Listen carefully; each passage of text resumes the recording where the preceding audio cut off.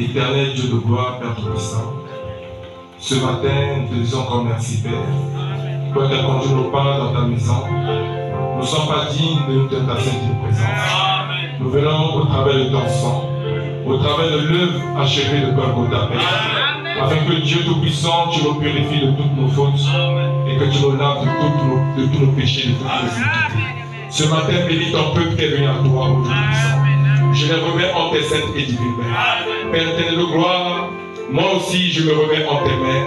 Et quand moi du chemin, Père, que toi le Saint-Esprit, que tu fasses ton entrée maintenant, Père, afin de prendre la parole, Père, au Dieu Tout-Puissant, et la vivifier pour nous, Seigneur Jésus. Nous comptons simplement sur ta grâce, Père. Nous remettons, ô Dieu, tous nos frères et nos sœurs qui sont encore en chemin en tes saintes et divines mains, et que tu les ramènes ici, afin que tous ensemble, nous puissions te rendre un culte agréable, Père. Que la gloire, l'honneur, la puissance, la louange, les acclamations te reviennent à toi seul pour l'éternité, dans le nom du Seigneur Christ. Amen. Amen. Nous allons lever. Nous allons lire la parole de Dieu. Dans le livre d'Ézéchiel, chapitre 37. Donc, Ézéchiel, mon caporal, tout promis, ça de la sambo. Ézéchiel. Versets 1 à 14. La main de l'Éternel fut sur moi. Et l'Éternel me transporta par son esprit. Et me déposa dans le milieu d'une vallée remplie d'ossements. Il me fit passer auprès d'eux. Tout autour. Et voici, ils étaient fort nombreux à la surface de la vallée. Et ils étaient complètement secs. Il me dit, fils de l'homme, ces eaux pourront-ils revivre? Je répondis, Seigneur éternel, tu le sais. Il me dit, prophétise sur ces eaux. Et dis-leur, ossements desséchés, écoutez la parole de l'Éternel. Ainsi parle le Seigneur, l'Éternel à ses eaux. Voici, je vais faire entrer en vous un esprit, et vous vivrez. Je vous donnerai des nerfs. Je ferai porte sur vous de la chair. Je vous couvrirai de peau. Je mettrai en vous un esprit, et vous vivrez. Et vous saurez que je suis l'Éternel. Je prophétisais selon l'ordre que j'avais reçu. Et comme je prophétisais, il y eut un bruit. Et voici, il se fit un mouvement. Et les hommes s'approchèrent les uns des autres. Je regardais et voici, il en vint des nerfs. La chair crue. Et la peau les couvrit par-dessus. Mais il n'y avait point en eux d'esprit. Il me dit, prophétise. Et parle à l'esprit. Prophétise, fils de l'homme. Et dis à l'esprit. Ainsi parle le Seigneur l'Éternel. Esprit, viens des quatre vents. Sur ces morts. Vivre. Je prophétisais selon l'ordre qu'il m'avait donné. L'esprit entra en eux. Et ils reprirent vie. Et ils se tinrent sur leurs pieds. C'était une armée nombreuse. Très nombreuse. Il me dit, fils de l'homme, ces os, c'est toute la maison d'Israël. Voici, ils disent, nos os sont desséchés. Notre espérance est détruite. Nous sommes perdus. Prophétise donc et dis-leur. Ainsi parle le Seigneur l'Éternel. Voici, j'ouvrirai vos sépulcres. Je vous ferai sortir de vos sépulcres. Oh mon peuple, je vous ramènerai dans le pays d'Israël. Vous saurez que je suis l'Éternel. Lorsque j'ouvrirai vos sépulcres et que je vous ferai sortir de vos sépulcres. Oh mon peuple, je mettrai mon esprit en vous. Vous vivrez. Je vous rétablirai dans votre pays. Et vous saurez que moi l'Éternel j'ai parlé et agi. Dit l'Éternel. Vous pouvez vous asseoir. Nous allons lire un autre passage dans le livre de Luc chapitre 9 versets 37 à 43.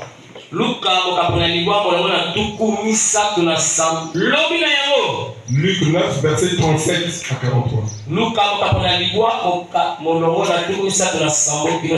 Le lendemain, lorsqu'ils furent descendus de la montagne, une grande foule vint au devant de Jésus. Et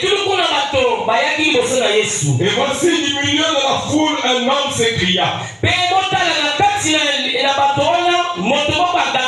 Maître, je t'en prie, porte les regards sur mon fils, car c'est mon fils unique. Un esprit le saisit, et aussitôt il pousse des cris, et l'esprit l'agite avec violence.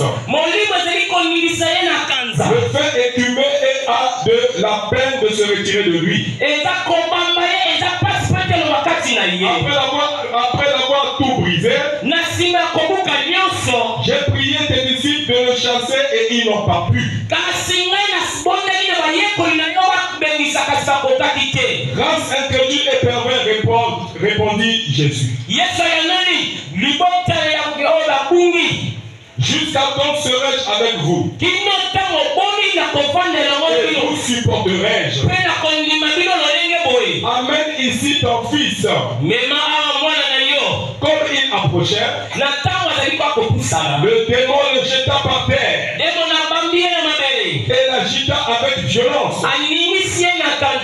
Mais Jésus menaça l'esprit impur. Guérit l'enfant et le rendit à son père. Et tous furent frappés de la grandeur de Dieu. Tandis que chacun était dans l'admiration de tout ce que faisait Jésus. Nous allons lire un dernier passage. Hébreux 13:8. Est le même hier, aujourd'hui et éternellement. Mon frère, ma soeur, je veux te dire que Jésus-Christ n'est pas un mythe. Jésus-Christ n'est pas une histoire. Alléluia. Amen. Un conte de fées. Alléluia. Amen. Parce qu'aujourd'hui, beaucoup de gens pensent que Jésus c'est une histoire qu'on raconte à nos enfants. Une histoire que nous lisons dans la Bible. Non, mon frère. La Bible dit que Jésus-Christ est le même hier, aujourd'hui et éternellement. Il est réel. Mais cela dépend de notre foi. Alléluia. Amen. Le titre de mon serment, la vallée du paradoxe, transformée en vallée de possibilités. Par ta foi.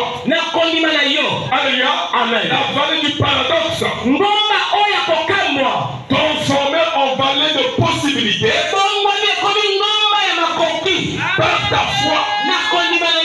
Alléluia. Amen. Par la foi de Dieu, mais ta foi. Alléluia. Amen. Nous venons de lire dans un passage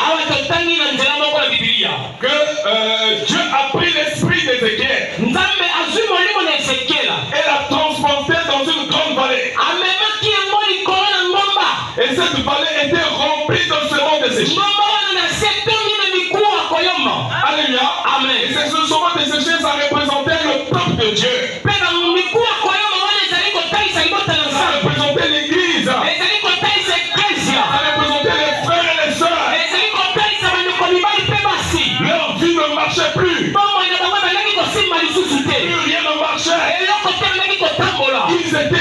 être opposé. Il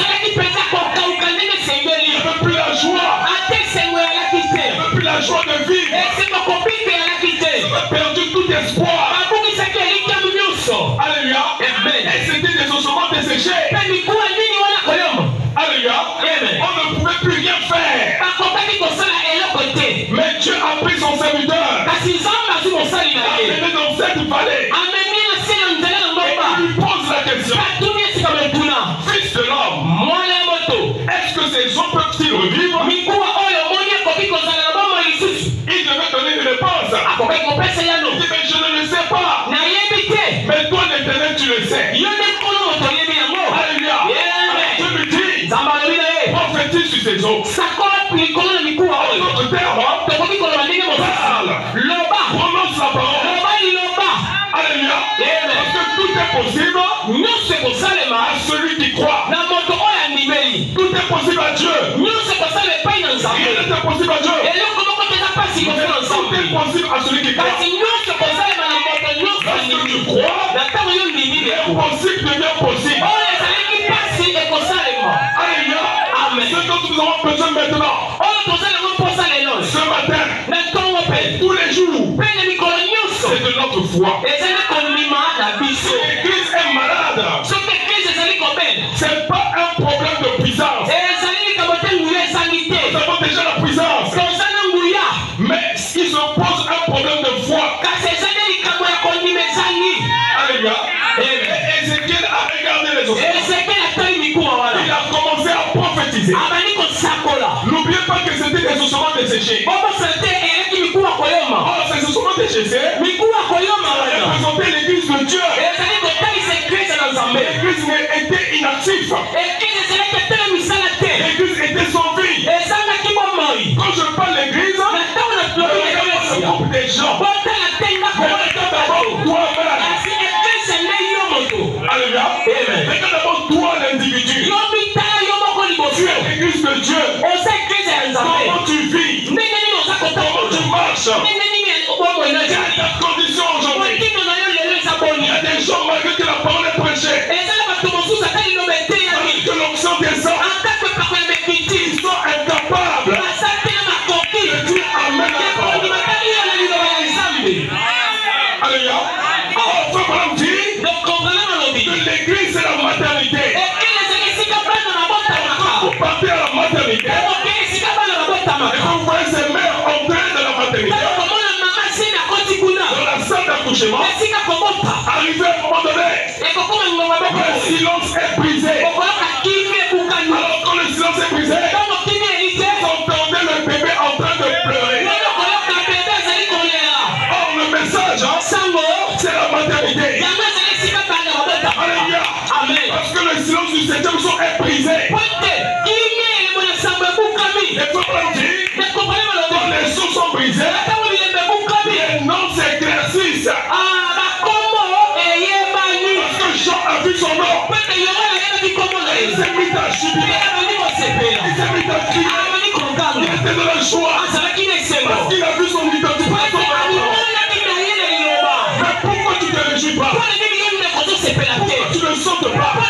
Pourquoi tu ne jubiles pas? Et encore un osement desséché. Il n'y a pas la vie encore. Parce que là, il y a la vie. Il y a des cris. Il y a des bruits. Il y a de l'émotion. Il y a de l'excitation. Alléluia. À la maternité. Lorsque la maman entre,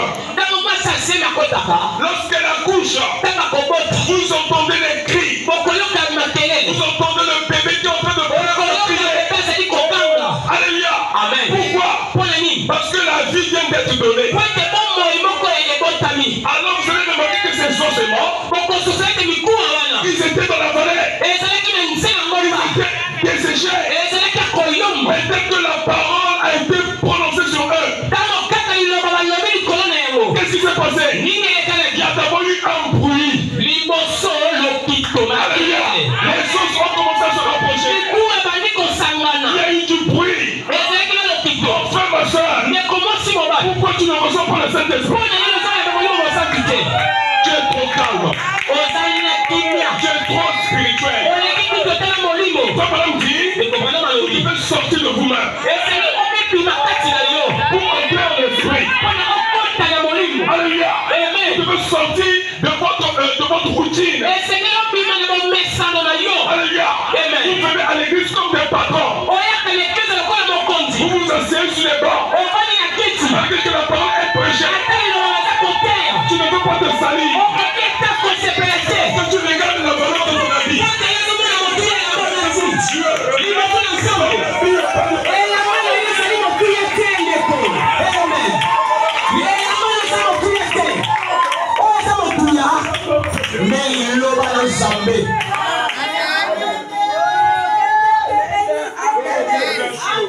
Je t'écoute. La parole de Dieu. Donc quand tu viens à l'église, il faut savoir, je viens pour dire amen à la parole.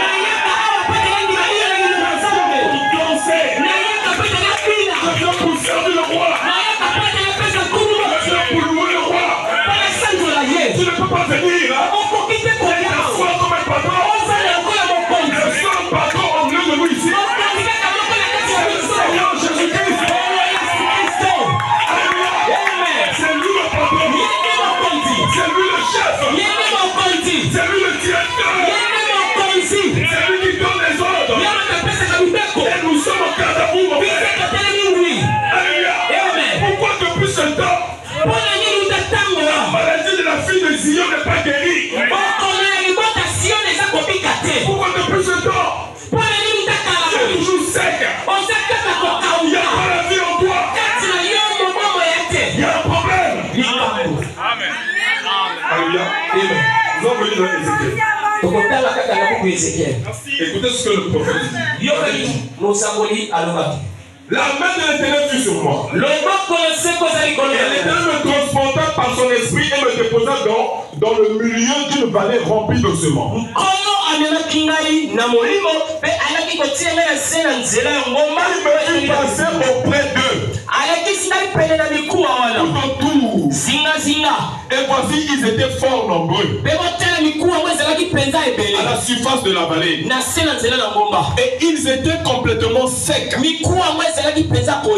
Il me dit, fils de l'homme, ces os pourront-ils revivre?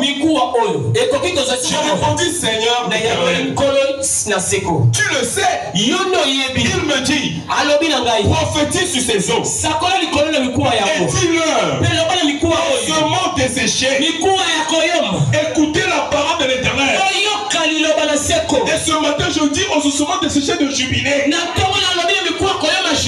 écoutez la parole de l'Éternel. Alléluia. Amen. Ossements desséchés, écoutez la parole de l'Éternel. Ainsi parle le Seigneur. L'Éternel a ses eaux. Voici, je vais faire entrer en vous un esprit. Et vous vivrez. Je vous donnerai des nerfs. Je vous croire sur vous de la chair.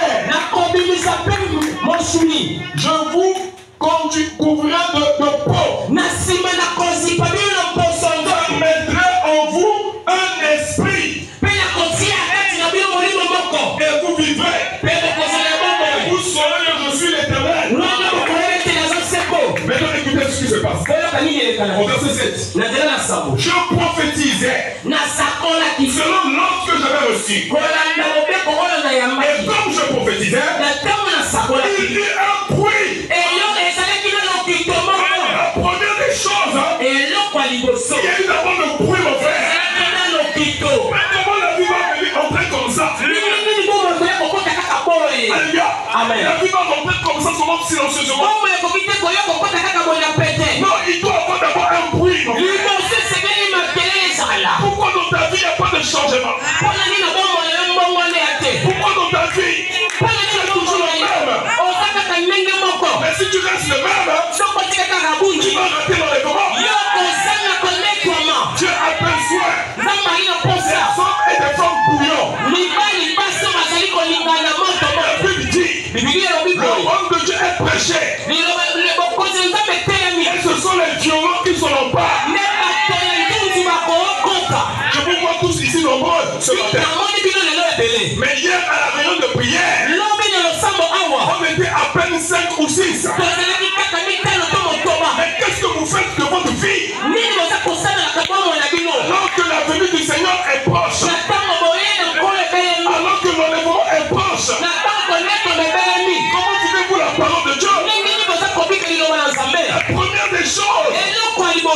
Et d'abord le bruit. Mais pourquoi tu ne t'excites pas? Pourquoi tu ne jubiles pas? Pourquoi tu ne sautes pas? Pourquoi tu es fixe?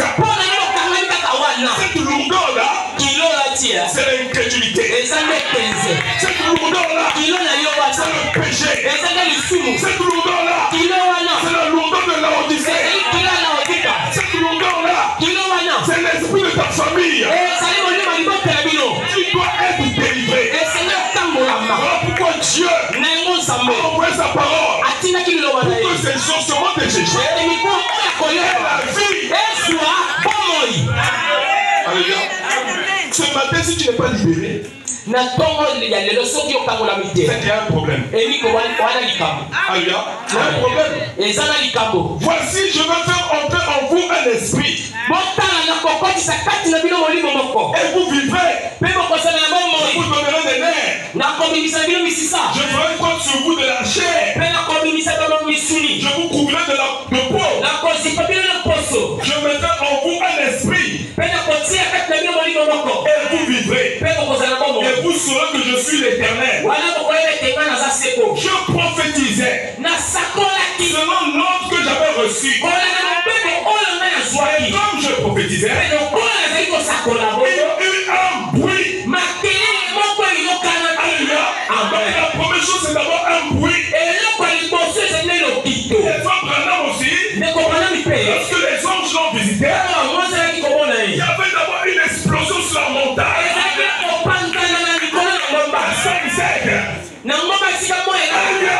Parce qu'il y avait vu cela en vision en 1962. Alléluia. Amen. Et même dans la vision, il y a eu une explosion. Les tonnerres ont été ouverts. Les sons ont été ouverts. Comme ça, simplement. Il fallait qu'il y ait d'abord un bruit. Pourquoi le bruit? Parce que Dieu veut attirer notre attention. Même Jean, quand il s'est mis à pleurer dans la vision, on a appelé Jean. C'était le Seigneur Jésus. Alléluia. Au milieu du chandelier, il a appelé Jean. Et quand Jean s'est retourné pour voir la voix qui le parlait, alléluia. Amen. Parce que cette voix parlait au milieu du chandelier. Il appela Jean. Et quand Jean s'est retourné pour voir la voix, il a vu quelqu'un qui était semblable au fils de l'homme. Alléluia. Comment Dieu peut t'appeler et tu restes comme ça sans réagir, sans même réagir? C'est qu'il y a un problème. Alléluia. Écoutez ce que le prophète dit. Je prophétisais selon l'ordre que j'avais reçu. Et quand je prophétisais, il y eut un bruit. Voici, il se fit un mouvement. Après le bruit, c'est le mouvement. Amen. C'est l'action.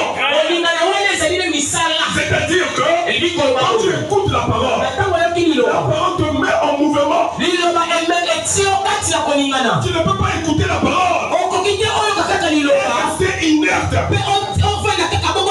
pas prendre de décision dans ta vie. Non. Jusqu'à quand tu vas rester ainsi? Jusqu'à quand tu vas polluer l'église? Alléluia. Amen. Parce que lorsque tu ne réagis pas, alors tu entretiens les démons. Nous n'avons pas besoin ici. Nous n'avons pas besoin des démons. Nous n'avons pas besoin des esprits de sirène. Nous n'avons pas besoin des esprits des eaux. Nous avons besoin des fils et des filles de Dieu.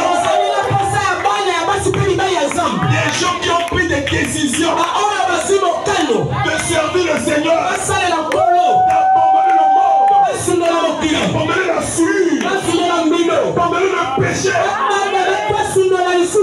Alléluia. Et la première chose, c'est d'abord un bruit. Deuxième chose, il doit se faire un mouvement. Une attraction. Parce que la parole produit toujours une attraction. Un message. Cette attraction sur cette parole. Alléluia. Comment vous pouvez écouter la parole? Cela ne produit en vous rien. Cela ne produit pas en vous l'attraction. Il y a quelque chose qui nous va. Il bruit. Et voici qu'il se fit un mouvement. Et les eaux s'approchèrent les uns des autres. Alléluia. Amen. Les eaux s'approchaient. Les eaux qui étaient éparpillées ont commencé à s'approcher les unes des autres. Alléluia. Amen. La tête qui était là-bas revient vers le cou. Les pieds qui étaient là-bas revient vers la jambe. Et chaque partie du corps ont commencé à s'assembler pour former le squelette. Parce que Dieu a donné un ordre.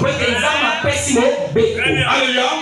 Pourquoi on ne te voit pas l'église mercredi? On ne te voit pas l'église vendredi. Il y a un problème. Parce que là où la parole est prêchée, c'est là où les aigles s'assemblent. Manger tous les jours que la parole est donnée. Parce que selon le régime alimentaire, si tu ne manges pas tous les jours, tu vas souffrir du béni-béni. Tu vas souffrir du kwashiorkor spirituel. Parce que ton âme ne mange pas. Tu es si affamé. Tu es maigre spirituellement. C'est-à-dire physiquement on te voit que tu en forme. Mais spirituellement, tu ne peux même pas chasser un démon. Il y a un problème. Alors nous allons dire quelque chose. Alléluia. On lit dans Luc chapitre 9. Luc 9. Verset 37 à 43. Luc 9, verset 37 à 43. Tu es si maigre que tu n'arrives pas à chasser un démon. Des fois, ça veut dire que si tu ne peux pas chasser un démon de mot dedans, il sera pour toi difficile d'aller en enlèvement. Parce que tu n'arrives même pas à accomplir Marc 16. Est-ce que c'est Marc 11 que tu vas accomplir? Parce que Marc 11, c'est vraiment pour l'épouse. Parle à cette montagne. Alléluia. Si vous dites à cette montagne, jette-toi dans la mer. Et que vous ne doutez pas dans votre cœur. Vous verrez cela s'accomplir. Mais Marc 16, qui est pour tout le monde, tu n'arrives pas. Alléluia. Mais connais-tu le Marc 11? Alléluia. Nous allons dans Luc chapitre 9, verset 37 à 43. Le lendemain, lorsqu'ils furent descendus de la montagne, une grande foule vint au devant de lui. Et voici du milieu de la foule un homme s'écria: Maître, je t'en prie, porte tes regards sur mon fils, car c'est mon fils unique. Un esprit le saisit, et aussitôt il pousse des cris, et l'esprit l'agite avec violence, le fait écumer. Écumer, et a de la peine à se retirer de lui. Après l'avoir tout brisé, j'ai prié tes disciples de le chasser. Ils n'ont pas pu. C'est grave. Alléluia. C'était les disciples de Jésus. Ils avaient été enseignés. Alléluia. Ils avaient reçu des enseignements de Jésus. Alléluia. C'est comme dans le Kung Fu. Lorsque un maître de karaté ou de Kung Fu enseigne son disciple, il s'attend à des résultats. Que un jour, cet élève-là puisse défendre ses enseignements. Parce que lorsqu'il va apprendre que son élève avait été tapé là-bas, il va dire mais qu'est-ce qui se passe? Ou c'est moi qui enseigne mal, ou l'enfant en question ne comprend pas. Alléluia. Le père de cet enfant est venu vers Jésus. Il dit regarde, j'ai amené mon fils qui souffre d'un démon d'épilepsie. Et j'ai demandé à tes disciples de le chasser, mais ils n'ont pas pu. Alléluia. Écoutez la réponse de Jésus. Alléluia. Et Frère dit, vous avez dit ça dans le fondement fondamental. Il dit que Jésus descendait de la montagne.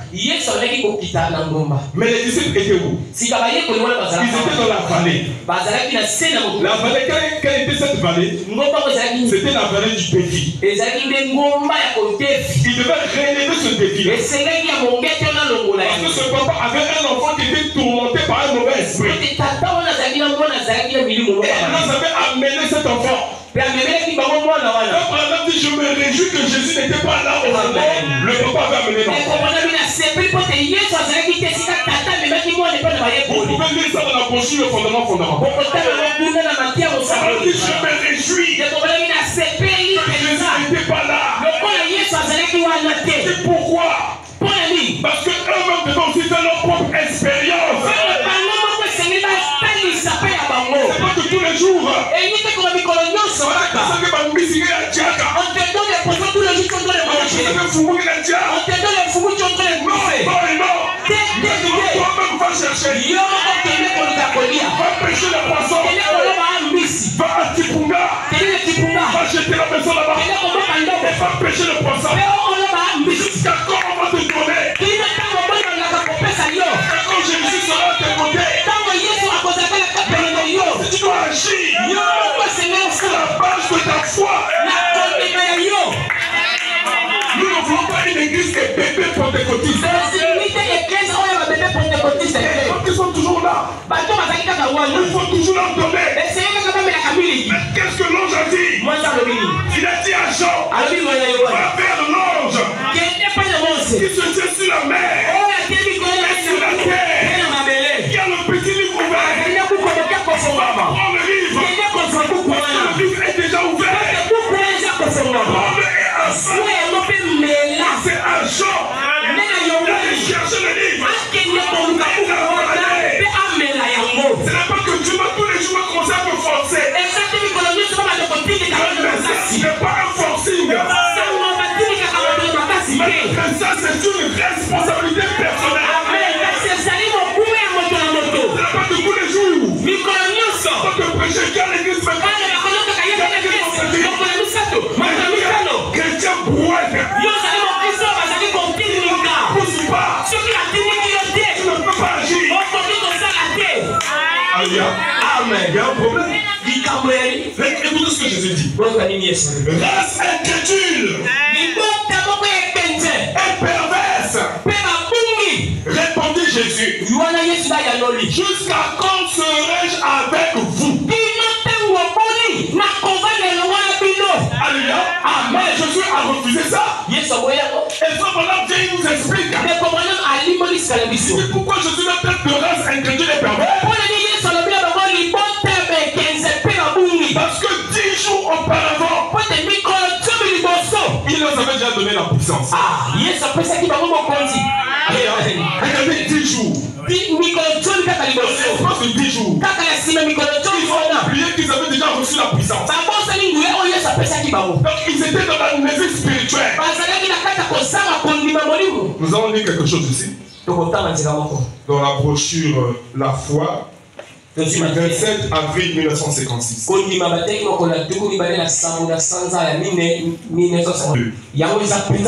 Il dit, je peux le voir descendre. Et les disciples se tenaient là. Ils trouvaient,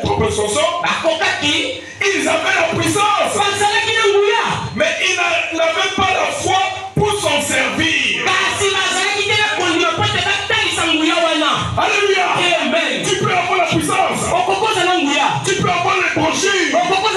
Tu peux avoir la Bible. Tu peux avoir les promesses. Tu peux avoir la parole. Mais il te faut avoir la foi. Agir cette puissance. Il te faut la foi. Alléluia. Je peux le voir descendre. Et les disciples se tenaient là. Ils pouvaient être conscients. Ils avaient la puissance.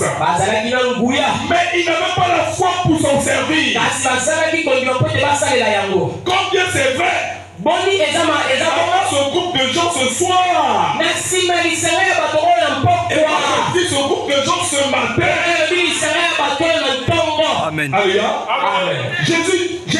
Jésus, 10 jours auparavant, là vous avez donné la puissance de guérir les malades, de ressusciter les morts. Et ils étaient là avec un cas d'épilepsie. Mais ils avaient échoué. Ils ont échoué avec la puissance. Donc, ma soeur, c'est vraiment sérieux. Si je dis que tu es dans le message, un croyant du message, et tu échoues avec le message. Non, le message c'est Christ. Le message c'est Dieu. Le message c'est la divinité. Comment tu peux échouer avec le message? Alléluia. Amen. Si tu échoues avec le message, c'est que toi tu es faux. Parce que le message est vrai. Le message n'échoue jamais. Alléluia. Amen. Il faut te remettre en cause, mon frère. Il faut te remettre en cause, ma soeur. Pose-toi des questions. Suis-je réellement un véritable croyant? Alléluia. 10 jours auparavant, il leur avait donné la puissance de guérir les malades, de ressusciter les morts. Et ils étaient là avec un cas d'épilepsie. Mais ils avaient échoué. Ils ne pouvaient pas réussir. Cela. Ce père a couru et a dit, Seigneur, amène mon fils à tes disciples. Ils n'ont pu rien faire pour lui. Il a dit, peux-tu l'aider? Il a dit, je le peux. Si tu crois. Mais c'est à toi de croire. Après que le démon eut quitté l'enfant, les disciples ont demandé pourquoi n'avons-nous pas pu réussir cela. Il a dit, c'est à cause de votre incrédulité. L'incrédulité, c'est un mot difficile pour tout le monde. Je vais vous expliquer ça en termes simples. L'incrédulité, c'est le manque de foi. Donc c'est à cause de votre manque de foi. Ce n'est pas par manque de puissance. Cette église, on a assez de puissance ce soir. Et je dis que cette église a assez de puissance ce matin. Juste dans ce groupe de gens pour faire n'importe quoi. Mais vous n'avez pas assez de foi pour le faire. Vous ne le ferez simplement pas. Au paragraphe 89. Vous avez assez de foi pour marcher. Vous avez assez de puissance si vous aviez la foi. Alléluia. Amen. Donc la quantité de foi que tu auras, c'est ça qui va déterminer la quantité de puissance que tu as. Or, c'est la foi qui fait agir la parole. Alléluia. Amen. Tu peux avoir la parole. Tu peux avoir le message. Mais tant que tu n'as pas la foi, tant que tu ne crois pas à cette parole, cette parole n'agira pas. Alléluia. Amen. La parole doit agir dans ta vie. Il faut la croire. Alléluia. Je continue la ligne. Vous avez assez de foi pour marcher. Vous avez assez de foi si vous aviez la foi. Assez de puissance si vous avez la foi. Vous avez aussi assez de puissance, madame. Sur la civière. Si vous croyez. Mais ça dépend de vous. Alléluia. Amen. Vous voyez, l'œuvre est terminée. L'œuvre est terminée. Alléluia. Je ne peux rien faire. Si Christ se tenait ici même dans ce costume, il ne pourrait rien faire pour vous. Il l'a déjà fait. C'est déjà terminé. Il vous demanderait, ne croyez-vous pas que je l'avais fait en ce moment-là? Oui, Seigneur. Il dira donc, selon votre foi, croyez cela. Agissez sur base de cela. C'est tout ce qu'il peut faire. Alléluia. Amen. Frère Branham dit, même si Jésus pouvait se tenir ici ce matin, en train de prêcher cette parole, portant la chemise que j'ai portée, la cravate que j'ai portée, alléluia, et vous prêchant la parole, alléluia, tant que vous ne croirez pas, il avait déjà accompli votre délivrance, votre guérison. Il y a de cela 2000 ans. Vous ne recevez rien. Donc le problème c'est de croire. Alléluia. Regardez les disciples. Ils étaient dans la vallée du défi. Dieu les avait déjà donné la puissance. Dieu les avait donné l'autorité de chasser tout démon, de guérir toute maladie. Mais arrivé devant un démon d'épilepsie, alors ils ont commencé par douter. Alléluia. Alors cela avait déplu au Seigneur. Alors le Seigneur les a traités de race incrédule et pervers. L'incrédulité c'est le manque de foi. La perversité, vous savez c'est quoi? Ils n'étaient pas des chrétiens authentiques. Beaucoup de chrétiens aujourd'hui sont dans la distraction. Alléluia. Il y a des chrétiens qui sont tellement distraits même à l'église. Au lieu d'être concentrés lorsque la parole est prêchée, ils sont dans leur pensée. Ils sont dans la distraction. Ils ne sont pas authentiques. Ils ne sont pas véritables. Alléluia. C'est des chrétiens qui mélangent. Or Dieu ne mélange jamais. Dieu est un séparateur. Mais ce sont des chrétiens qui sont à la fois dans la parole et à la fois dans le monde. Or Dieu n'agit jamais comme ça. Dieu est dans ses principes. Si tu marches avec sa parole, alors il sera avec toi. Parce que Dieu tient sa parole. Alléluia. Nous avons dit quelque chose ici. Dans la brochure, encore une fois. 63. Page 12, paragraphe 59. Écoutez ce que Pharaon dit. Eh bien, il pensait à ces jours glorieux. Quand il avait des jours glorieux. Ce soir, l'Église se souvient de l'époque d'il y a 15 ans. Le réveil de guérison divine et de victoire. Maintenant, il est aussi de Dieu, comme ce soit de Dieu, il est son peuple qui a failli.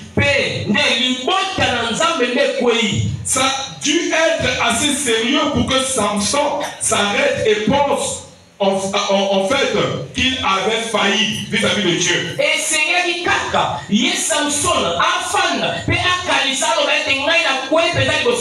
Ce n'était pas par la faute de Dieu qu'il était vaincu. Alléluia.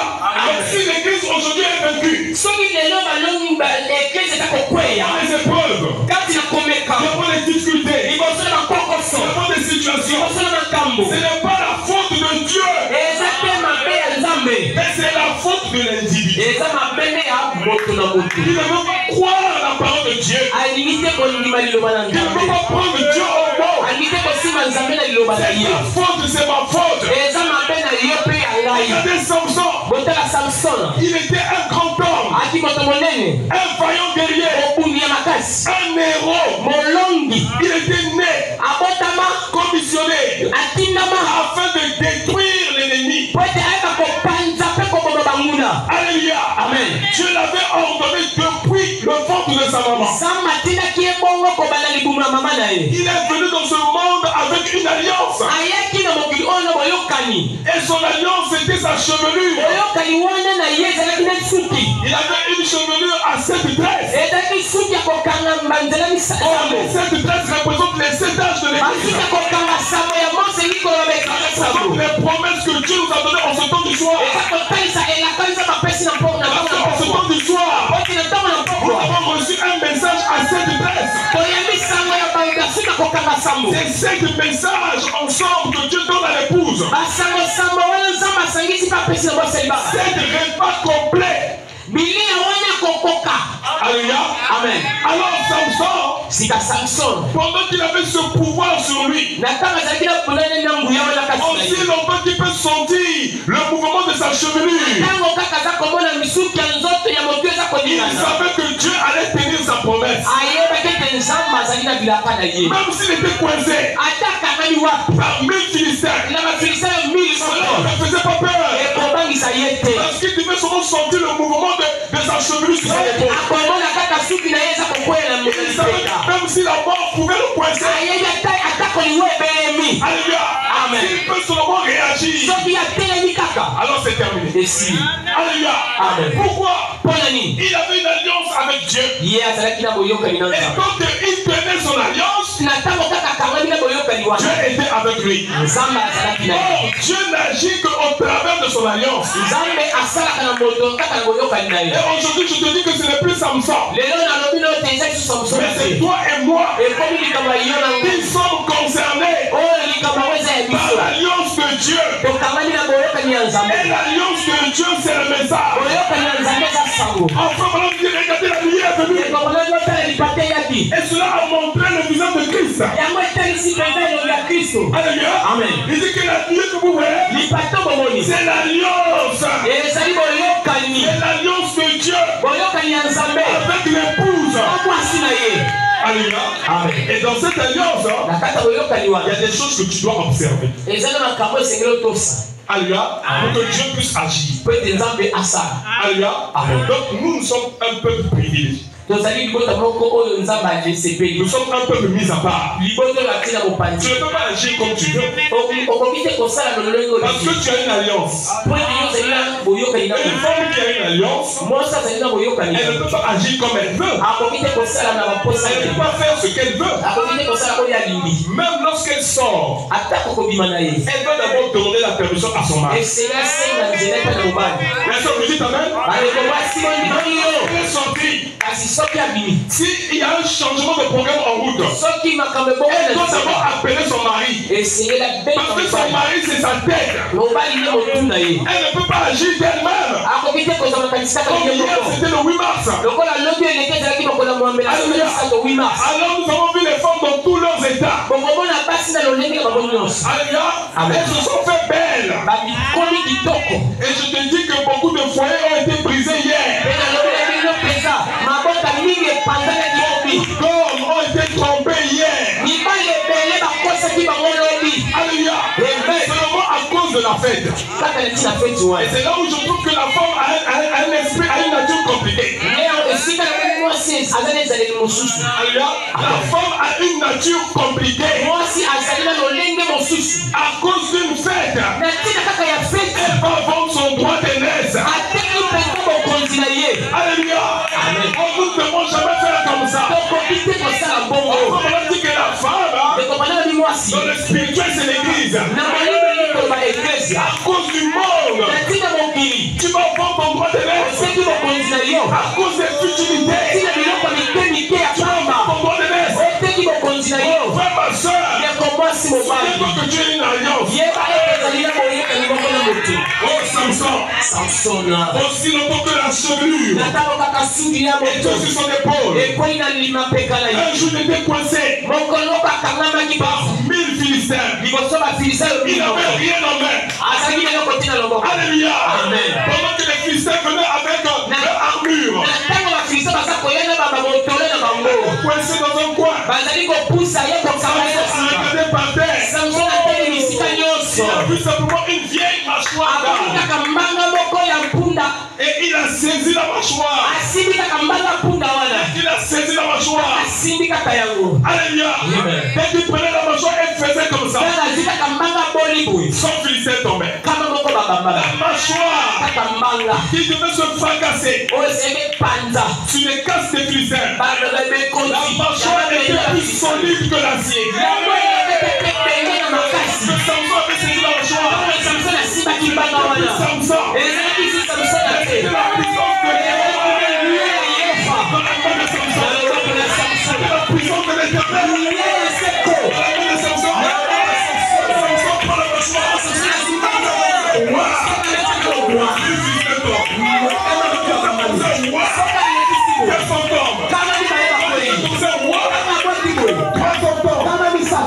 Jusqu'à ce qu'il a tué 1000 Philistins. Alors il y a eu un rescapé. Le rescapé est allé voir le roi des Philistins. Il dit, je n'ai jamais vu pareille chose. Donc on pose la question. Ils étaient à combien? Ceux qui vous ont attaqué. Mais comment on peut détruire 1000 personnes comme ça? Ils étaient à combien? Ils m'envoient l'aise. Il était seul.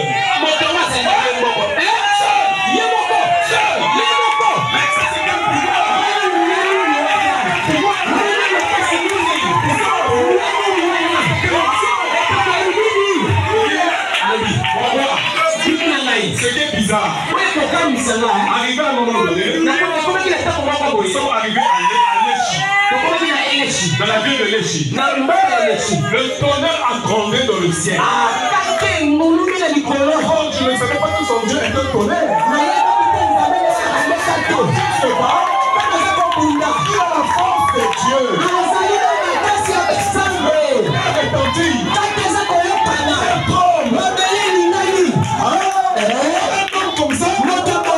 Il va exterminer la nation. Nous devons trouver un moyen de le maîtriser, de connaître l'origine de sa puissance. Église, les Philistins sont sur toi. Église, la distraction est sur toi. Église, sur toi.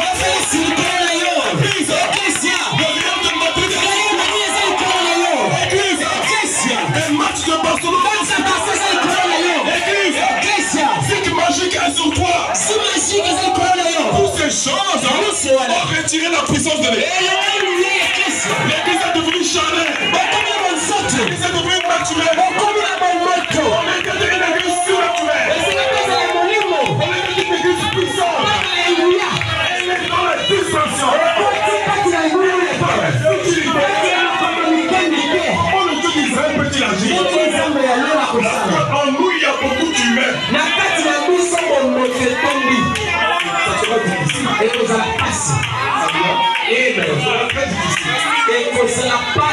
Alléluia. Je vais continuer à dire. Il dit ici. Toujours au paragraphe 59.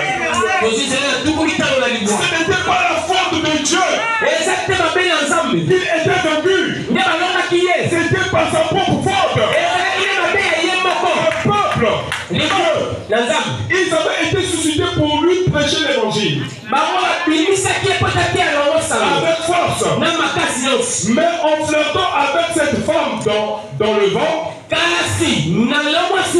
cette femme immorale a perdu toute la force que Dieu lui avait donnée. C'est pareil pour l'église. Dieu a suscité l'église. Dieu a suscité l'église pour être un phare, pour manifester ses puissances, pour guérir les malades, pour ressusciter les morts, pour chasser les démons, pour mener une vie saine, pour prêcher le plein évangile, manifester cela. Et nous commençons à céder, à laisser tomber les barrières. Alléluia. Dieu a suscité l'église pour être un panneau publicitaire. Et les gens pourront dire aujourd'hui Jésus-Christ est le même hier, aujourd'hui. Où? Dans ta chair. Jésus-Christ soit le même aujourd'hui en toi. Les hommes de Dieu en toi. Les hommes de Dieu doivent être manifestés. Parce que Jésus n'est pas un Dieu historique. Jésus n'est pas un mythe. Jésus n'est pas un conte de fées. Pas quelque chose que nous devons seulement lire dans la brochure. Pas quelque chose que nous devons seulement lire dans la Bible. Quelque chose que nous devons manifester. Paul dit à Timothée, imite-moi comme j'imite Christ. Il dit, moi Paul, prisonnier de Christ. Alléluia. Si je suis prisonnier de Christ, non pas par les chaînes. Je suis prisonnier de sa volonté. Alléluia. Tu ne dois plus avoir ta propre volonté. Tu dois faire la volonté de celui qui t'a appelé. Désormais, nous sommes venus ce matin. Nous pouvons notre volonté. Sa volonté. Jésus a dit, Père, que ton règne vienne, que ta volonté soit faite sur la terre. Pas ma volonté, aussi longtemps que tu continues à faire ta volonté, Jésus n'est pas en toi. Alléluia. Amen. Tu dois laisser ta volonté au profit de sa volonté. Alléluia. Je continue à lire. Au paragraphe 61. Nous avons suivi un mauvais exemple. Les femmes ont agi comme la femme du pasteur.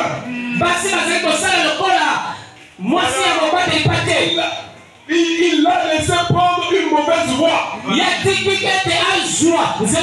Se couper les cheveux. Porter n'importe quel genre d'habit sexy. Sans jamais être réprimandé. Alors les autres femmes ont dit, si la sœur telle fait ça, moi aussi je peux le faire. N'en faites pas votre modèle. Dieu vous a dit quoi faire. Fermez-vous à cela.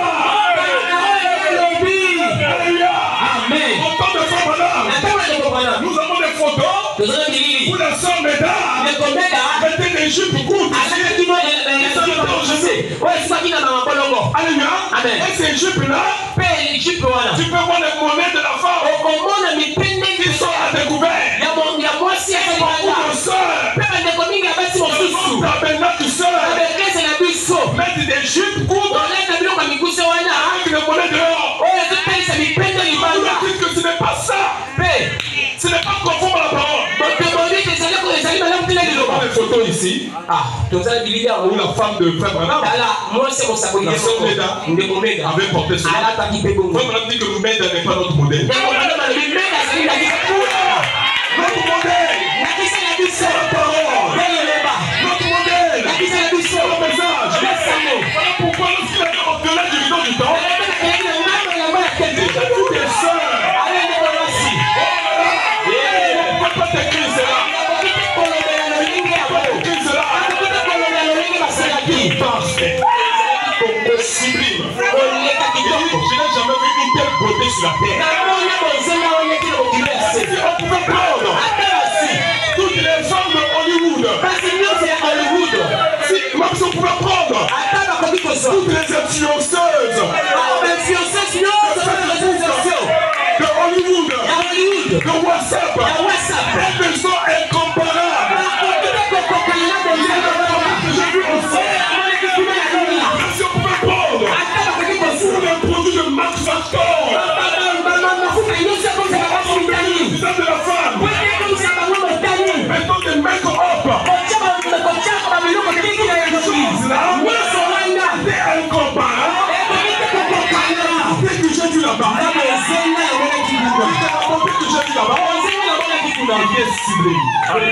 était parfait. Elles avaient leur robe, ils descendaient jusqu'au niveau de leur cheville.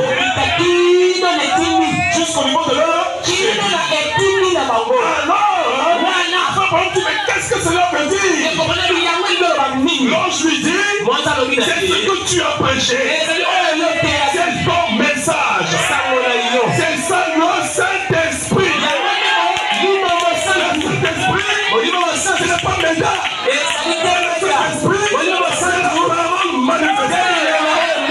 C'est la parole votre modèle, c'est la parole. Votre modèle, c'est la parole. Alléluia. Ne cherchez pas à calquer votre vie sur un certain pasteur, sur une certaine personne. Mais calquez votre vie sur la parole. Alléluia. Parce que l'homme peut faillir, mais la parole ne faillira jamais.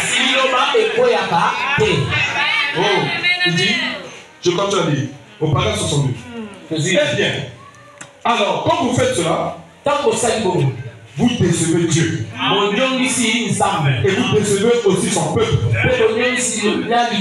Décevant son peuple, quand vous les décevez, vous décevez Dieu. Dieu vous a placé là pour être une sentinelle. Et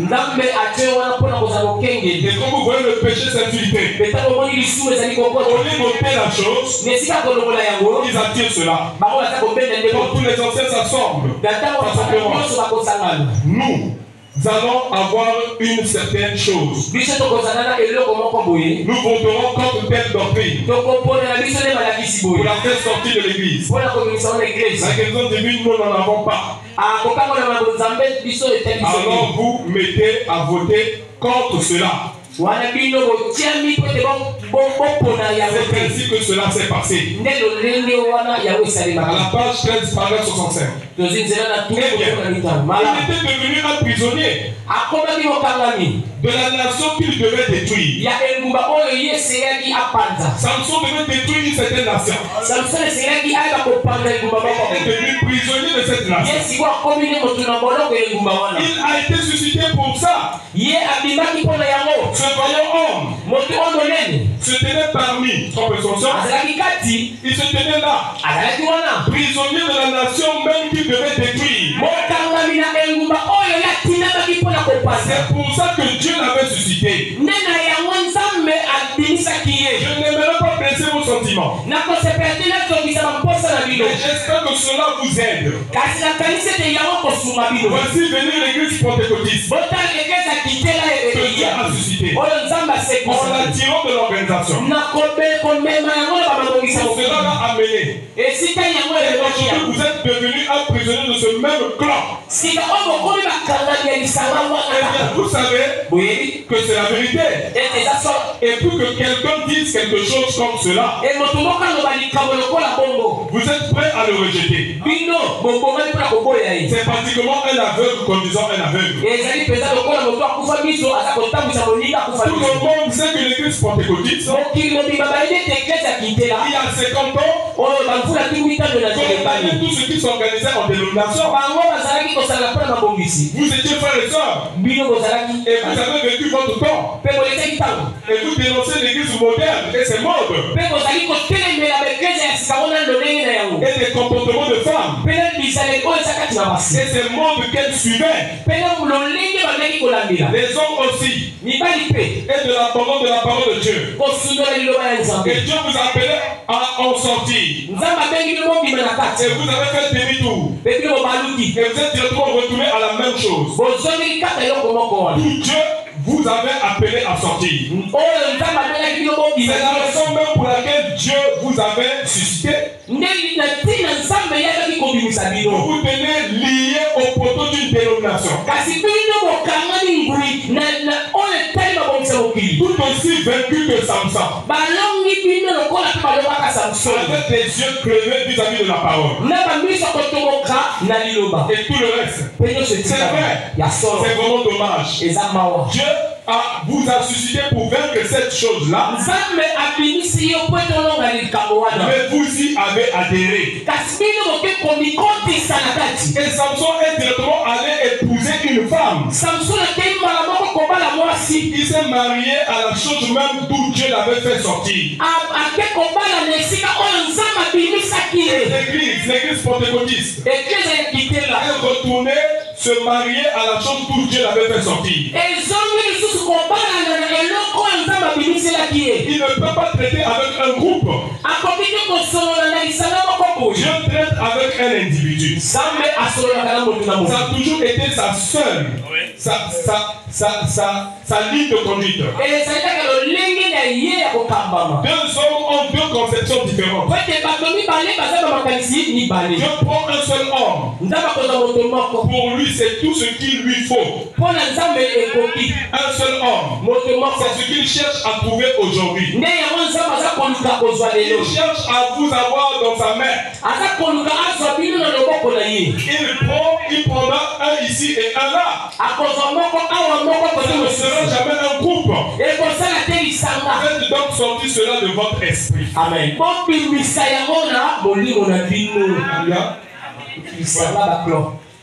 À la page 14, verset 11. Oui, la chose même pour laquelle il était né au monde, pour laquelle il avait revêtu de puissance, il se tenait là prisonnier de cette chose-là même. On lui faisait faire des tours pour divertir. Pour les divertir des tours. Oh là là. Il a laissé une femme le séduire et l'éloigner de la parole de Dieu. La parole de Dieu était son secret. C'était un don de Nazaria. Il ne devait jamais révéler cela à qui que ce soit. Parce que lorsque l'ange avait visité la maman de Samson, alléluia, c'était un secret familial. Alléluia. Parce que Samson, son père et sa mère étaient vieux et avancés en âge. Il n'y avait plus de possibilité qu'ils aient encore un enfant. Mais l'ange de l'Éternel s'est révélé à sa maman. Alléluia. Pendant qu'elle était là-bas dans les champs, en train de puiser de l'eau. Il dit que tu vas tomber enceinte et tu auras un fils. On l'appellera Samson. Et c'est lui qui commencera à délivrer, à libérer son peuple. Alors, alléluia, Amen. la maman est allée dire à son mari, Si ka maman Samson a et le mari a dit que si c'est vrai, je veux que le même ange m'apparaisse. Et l'ange est venu auprès du mari et de la femme et a répété les mêmes choses. Il dit que cet enfant, cette grossesse, pendant cette grossesse, cette femme ne doit pas boire ceci, ceci, ceci. Alléluia. On avait donné des interdictions. Parce que l'enfant qui allait venir devait venir sur le vin du Nazaréen. Et le rasoir ne passera jamais dans sa chevelure. Et c'est un secret que vous devez garder au sein de votre famille. Un secret qu'on n'allait jamais divulguer. Alléluia. Amen. Mais Samson, lorsqu'il est né, sa maman et son papa l'ont dit, quand tu es né, voilà ce qui s'est passé. Tu n'es pas comme les autres enfants. Alléluia. Amen. Parce que regarde même ta chevelure. Le rasoir n'est jamais passé sur ta tête. Et c'est ça le secret de ta force. Alléluia. Amen. Tu as un Dieu qui marche avec toi.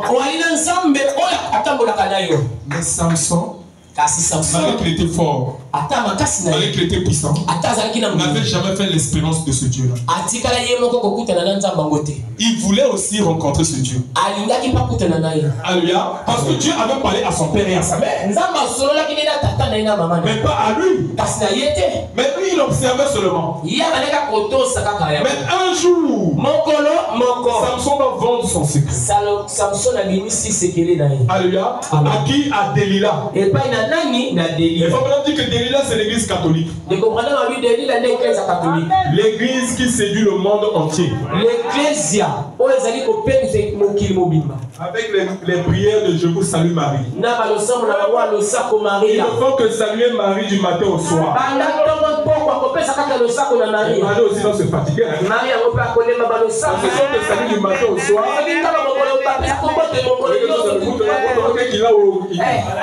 monsieur, il est fou quoi. Bonjour. Bonjour. Bonjour. On dirait c'est comme ça fait plein de raisons. Les raisons, il y a pas. Alléluia. Donc, il faut dire que l'église catholique, c'est la grande prostituée. Qui se prostitue auprès des rois de la terre.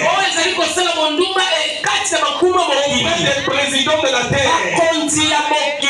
Alléluia. Amen. Même le pape Jean-Paul II. Quand il est parti au Bénin, il allait rencontrer le plus grand féticheur du Bénin. Alors il a dit, moi je veux convertir les féticheurs.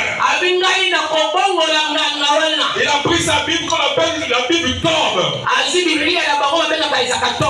Cette Bible aussi c'est une fausse Bible. Alléluia. Amen. Et il a donné cela aux féticheurs. Le féticheur aussi a mis une calebasse avec les totems de son pays. Moi aussi je suis un homme de Dieu. Moi aussi à calebasse. Donc il y a eu échange de puissance. Les démons se sont transmis entre eux. Alléluia. Amen. Mon frère, que tu ne te trompes jamais. L'église catholique est l'église la plus mauvaise au monde. Alléluia. Parce que là-bas il se passe la magie. Il se passe les trafics des âmes. Quand quelqu'un meurt, ils ont la possibilité de prendre son âme et de s'amuser avec eux. Alléluia. Amen. Mon frère, ma soeur, ce message est venu nous ouvrir les yeux. Pour nous montrer là où nous devons adorer notre Dieu. Et nous avons expliqué pendant la semaine. Le pasteur Davino a prêché ici. Il a dit que Dieu n'est plus au ciel. Dieu est sur la terre. Où? Dans son épouse. Dans son corps qui est l'épouse. Alléluia. Amen. Donc tu ne vas plus chercher un Dieu quelque part. Tu n'es pas obligé d'aller en Israël. On te voit à tout moment sur les chaînes des Ivoiriens. Où les gens prennent le billet qui coûte très cher pour aller faire un pèlerinage en Israël.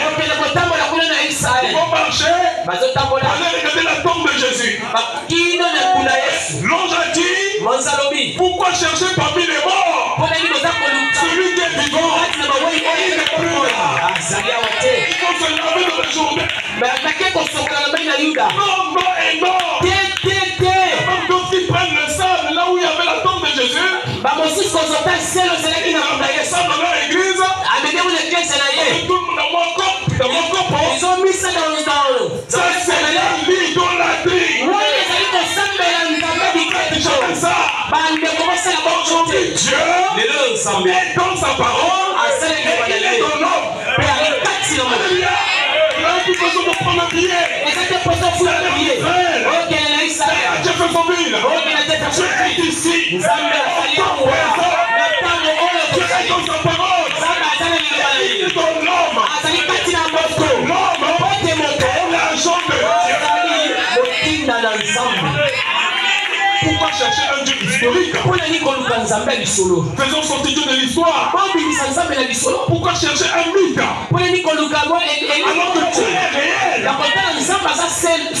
Alléluia.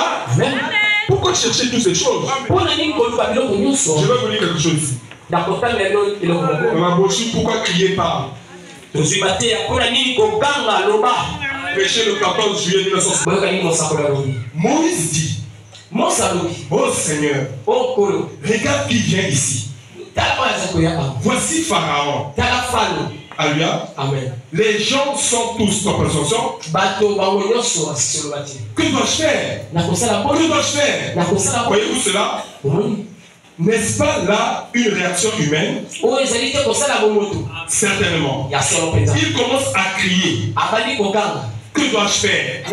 Nous voyons ici Moïse exprimant pleinement la nature humaine. Il veut toujours que Dieu soit derrière et vous pousser dans quelque chose. Frère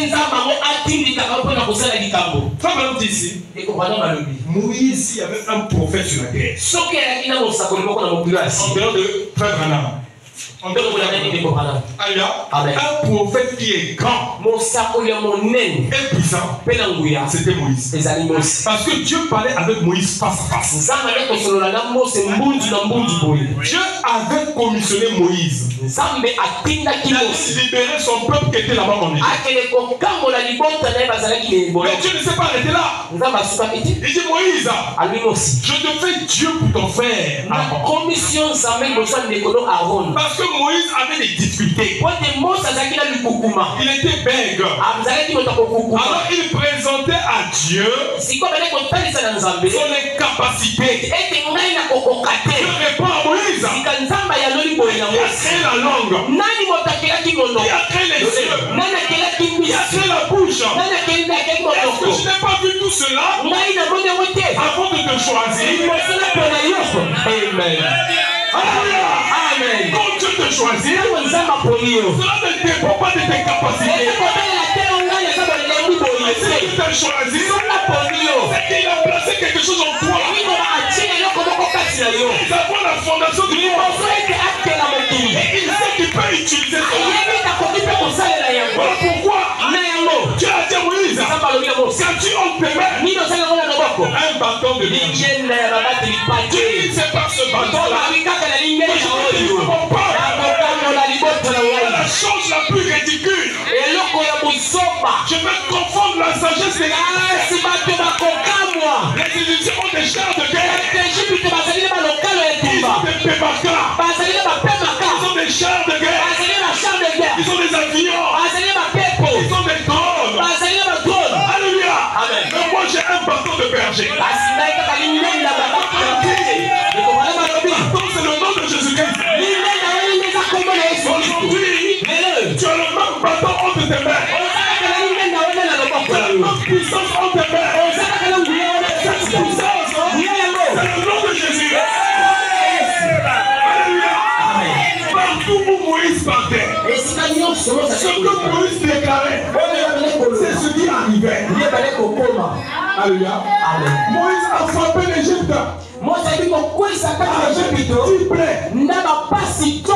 Alléluia.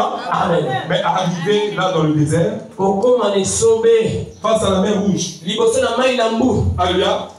Quand Moïse a vu les soldats qui revenaient, qui venaient à grands pas, devant lui, et le peuple qui le pressait, il a oublié sa commission. Il a oublié qu'il a été envoyé pour ce travail-là. Il suffisait simplement de dire que la terre s'ouvre et que ses ennemis sont engloutis. C'est ce qui devait se passer. Mais Moïse a commencé à crier à l'Éternel.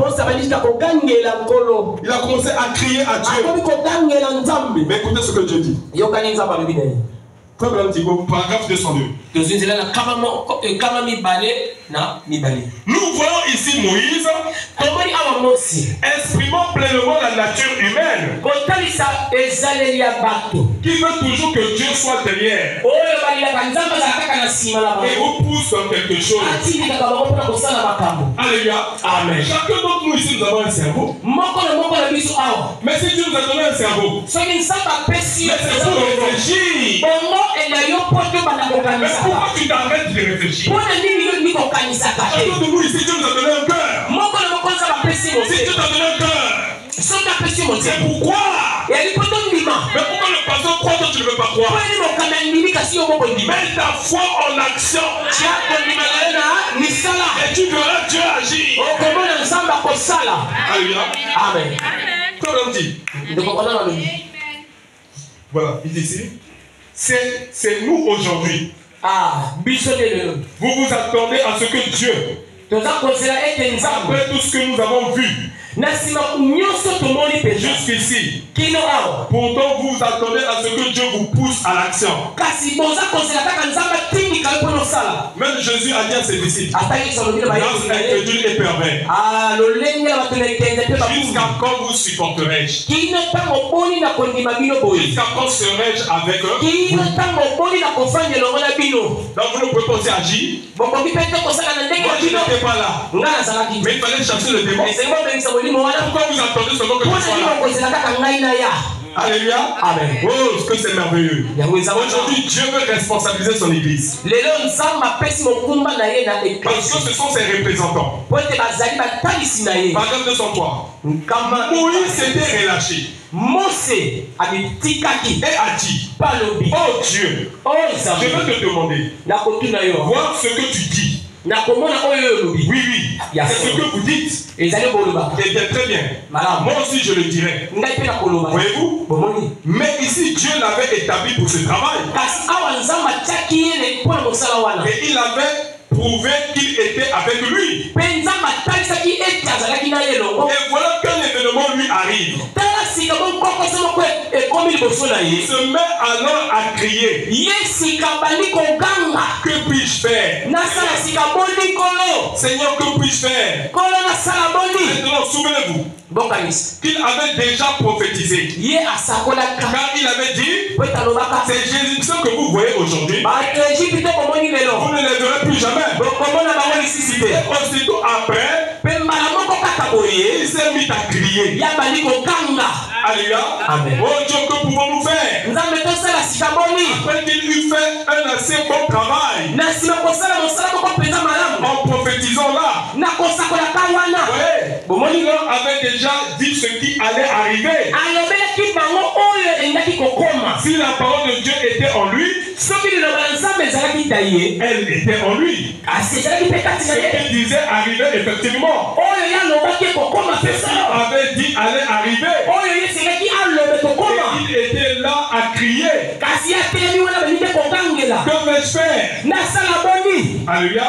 Oh, si les êtres humains ne sont pas ainsi, si je ne suis pas ainsi, si je ne suis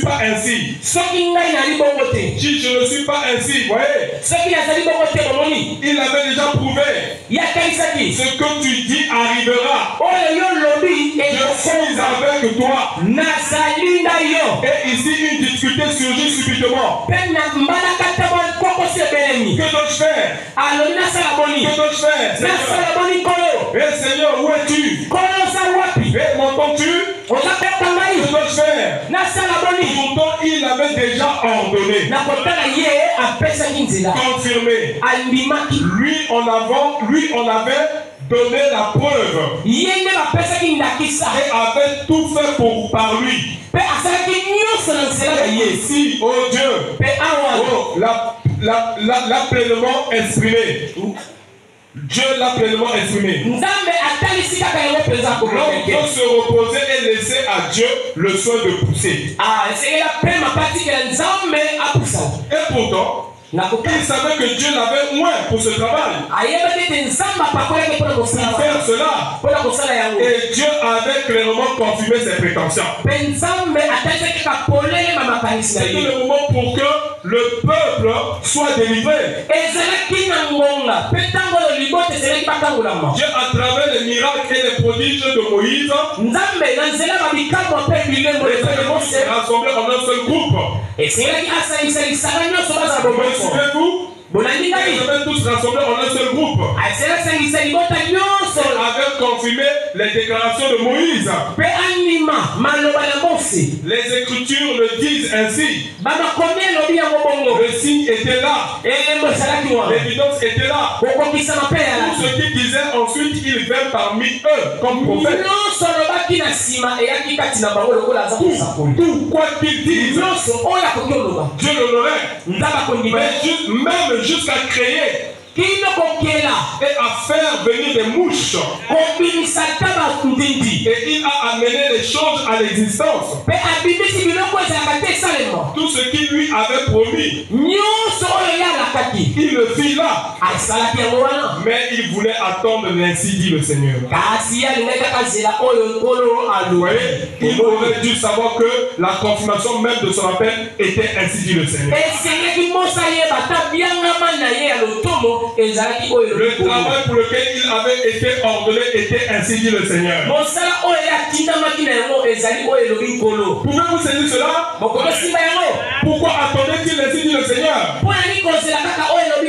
Il voulait, Seigneur, que puis-je faire? J'ai amené les enfants d'Israël jusqu'ici. Mais voilà la situation.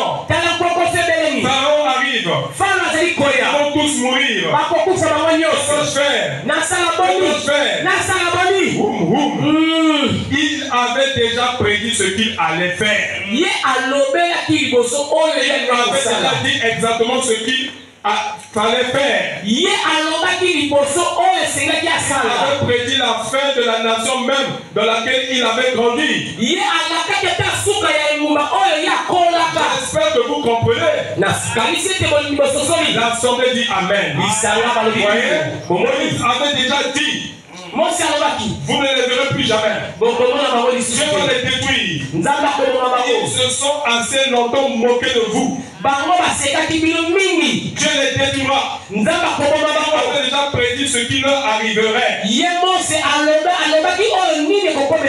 Puis, Seigneur, que dois-je faire? Voyez-vous là, la nature humaine. Voyez-vous, que dois-je faire? Je vais attendre, ainsi dit le Seigneur. Oui, je verrai ce que le Seigneur dit ensuite et je ferai. Alléluia. Amen. Souvenez-vous qu'il y a eu un pharaon en ce temps-là. Je vais sauter un peu. Au paragraphe 217. Et lui là-bas attendait 10 ans. Bon Seigneur, l'enfant. J'aimerais que tu me parles maintenant. Oui, je vais faire ceci. J'ai ainsi par l'Éternel. Frère, est-ce l'ainsi par l'Éternel? Oui, frère Moïse, c'est l'ainsi par l'Éternel. D'accord, nous l'avons maintenant. Ainsi dit le Seigneur. Et cela arrivera. Cela ne faillit pas. Cela ne faillit jamais. Alléluia. Au paragraphe 228, page 37. C'est ça. C'est ça. C'est ce que Moïse faisait. Dieu dut le porter. Après l'avoir ordonné. Et lui avoir prouvé qu'il devait faire cela. Les gens auraient dû dire, Moïse prononce la parole. Je t'ai vu le faire là-bas. Je t'ai honoré là. Et tu es le même aujourd'hui. Amen. Voyez-vous. Fais-le. Amen. Il aurait dû savoir cela. Mais il ne le savait pas. Bien, ce qu'il aurait bien, c'est ce qu'il y a aujourd'hui. C'est exactement ce qu'il y avait alors. C'est ce que nous voyons. Dieu dut en avoir assez. Dieu dut finir par être excédé. Il dit, pourquoi cries-tu à moi? N'ai-je pas déjà prouvé mon identification?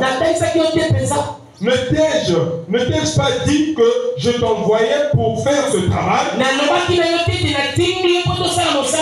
t'ai-je pas dit d'aller faire ceci? N'ai-je pas promis que je ferais ceci? Que je serais avec ta bouche et que je parlerai à travers toi? Que je ferai ceci et que tu accomplirais des signes et des prodiges? N'ai-je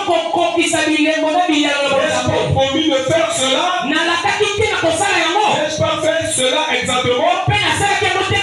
Et n'ai-je pas détruit tous les ennemis qui étaient autour de toi? Tu es là maintenant au bord de la mer Rouge, précisément dans l'exercice de tes fonctions. Faisons ce que je t'avais dit de faire. Et tu es encore en train de hurler, de crier à moi. Ne me crois-tu pas? Ne peux-tu pas voir que je t'ai envoyé pour faire ceci?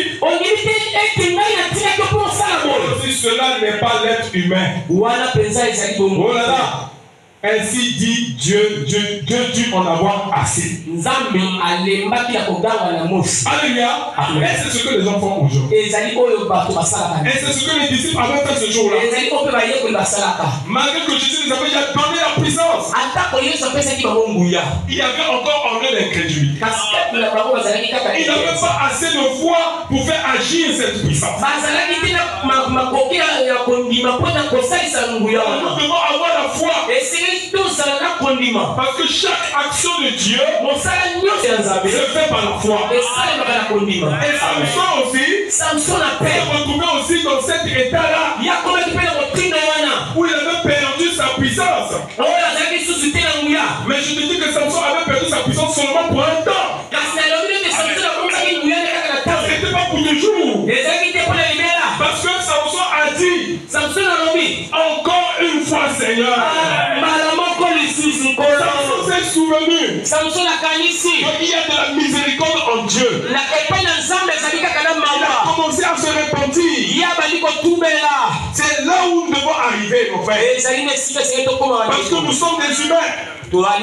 Nous pouvons faillir. Et le chemin de retour, c'est la repentance. Le chemin de retour, c'est de réparer. Le chemin de retour, c'est de rectifier. Peut-être hier, tu avais brisé l'alliance avec ton Dieu. Peut-être hier, tu ne vivais pas comme une sœur du message. Peut-être hier, tu ne vivais pas comme un frère du message. Mais il faut te repentir. Tous les jours on crie, mercredi venez à l'église. Mais la première chose c'est de prendre conscience. Et si tu n'es pas occupé, la place est à l'église. Mais si tu ne viens pas à l'église, donc ça veut dire que tu es en train de combattre même la volonté de ton père. Parce que ton père a besoin de toi.